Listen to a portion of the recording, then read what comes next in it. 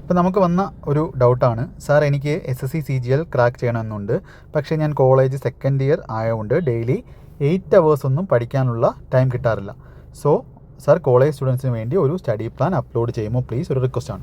അപ്പോൾ ഞാനൊരു കാര്യം പറയാനുള്ളത്, നമ്മളുടെ ചാനലിൽ ലേറ്റസ്റ്റ് ആയിട്ട് 2 സ്ട്രാറ്റജി വീഡിയോ ഉണ്ട്. ഇപ്പോൾ ലേറ്റസ്റ്റ് ആയിട്ട് അയച്ച അല്ലെങ്കിൽ ഇട്ട SSC CGL അല്ലെങ്കിൽ SSCയുടെ കംപ്ലീറ്റ് സ്ട്രാറ്റജി വീഡിയോ ഉണ്ട്. അത് ഞാൻ ഇതിൻ്റെ കൂടെ കൊടുത്തേക്കാം.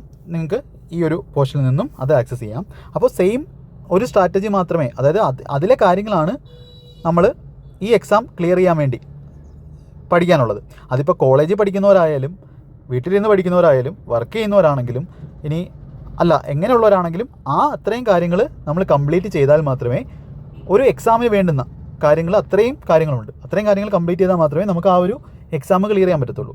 ഇനി ഈ പ്രശ്നം വരുന്നത് എവിടെയാണ്? നമ്മുടെ ടൈമാണ്. അപ്പോൾ ഇവിടെ ഈ കുട്ടി കോളേജ് ഗോയിങ് ആണ്. അപ്പോൾ കോളേജ് ഗോയിങ് ആകുമ്പോൾ നമുക്ക് ഒരു ദിവസം നിങ്ങൾ രാവിലെ ഒരു 2 മണിക്കൂർ, രാത്രി 2 മണിക്കൂർ, അത് നിങ്ങൾ നോക്കി ഒരു 4 മണിക്കൂറെങ്കിലും എടുക്കാൻ നോക്കുക. 3 to 4 മണിക്കൂർ നിങ്ങൾ എന്ത് ചെയ്യണം? പഠിക്കണം. അതുപോലെ കോളേജിലാകുമ്പോൾ 2 ദിവസം അവധിയുണ്ട്, സാറ്റർഡേ സൺഡേ ഉണ്ട്. അപ്പോൾ അവിടെ നമ്മൾ ഈ 4 മണിക്കൂർ എന്നുള്ളത് ഏകദേശം 10 മണിക്കൂർ അല്ലെങ്കിൽ ഒരു 8 മണിക്കൂർ വെച്ച് ആ 2 ദിവസം 8 മണിക്കൂർ എടുക്കുക. എന്നിട്ട് ആ സ്ട്രാറ്റജി പറയുന്ന കാര്യങ്ങൾ തന്നെയാണ് നമ്മൾ കംപ്ലീറ്റ് ചെയ്യേണ്ടത്. അപ്പോൾ അതിൽ ഞാൻ ചിലപ്പോൾ 100 ക്വസ്റ്റ്യൻ ആയിരിക്കും പറഞ്ഞത്.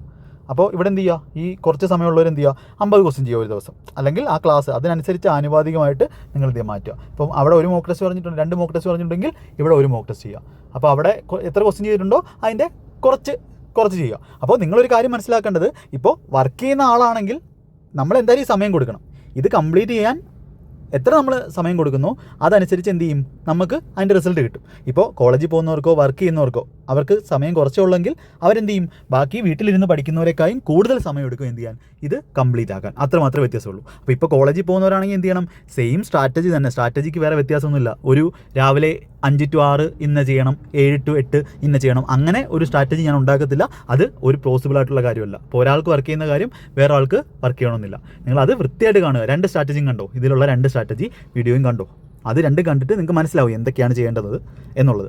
അത് ഇപ്പോൾ വെക്കേഷൻ കിട്ടുമ്പോൾ കൂടുതൽ സമയം കൊടുക്കുക. എപ്പോൾ ടൈം കിട്ടുന്നു അത് നിങ്ങളുടെ ഇൻട്രസ്റ്റ് അല്ലെങ്കിൽ ഡെഡിക്കേഷൻ അനുസരിച്ചിരിക്കും. അപ്പോൾ എത്രത്തോളം ഡെഡിക്കേറ്റഡ് ആയിട്ട് നിങ്ങൾ ചെയ്യുന്നോ അത്രത്തോളം നിങ്ങൾക്ക് മുന്നേറാൻ പറ്റും. സംഭവം ഇതൊക്കെ തന്നെയാണ് ചെയ്യേണ്ടത്. സെപ്പറേറ്റ് സ്ട്രാറ്റജിയിലൊന്നും ആവശ്യമില്ല. നിങ്ങൾ എന്ത് ചെയ്യുക? ഒരു ദിവസം ഇപ്പോൾ മാത്സിന് ഇത്ര സമയമുണ്ട്, അതിനകത്ത് ഞാൻ പറഞ്ഞിട്ടുള്ള കാര്യം എന്തായിരിക്കും? വെറുതെ അതായത് ഫുൾ ടൈം ഇരിക്കുന്നവർക്ക് വേണ്ടിയുള്ള അതിന് ആനുപാതികമായിട്ട് എന്ത് ചെയ്യുക? കുറച്ച് ചെയ്യുക. ചിലപ്പോൾ അവർ ഒരാഴ്ച കൊണ്ട് തീർക്കുന്നത് നിങ്ങൾക്ക് 2-3 ആഴ്ച എടുക്കും, പ്രശ്നമില്ല. പക്ഷേ അത് കണ്ടിന്യൂ ചെയ്ത് പോകുക എന്നുള്ളതാണ് ഏറ്റവും ഇമ്പോർട്ടൻ്റ് കാര്യം. അപ്പോൾ ഇനി ഇത് മനസ്സിലായെന്ന് വിശ്വസിക്കുന്നു. All the best. നന്നായിട്ട് പഠിക്കുക. നമ്മുടെ ചാനൽ കൂടെയുണ്ട്.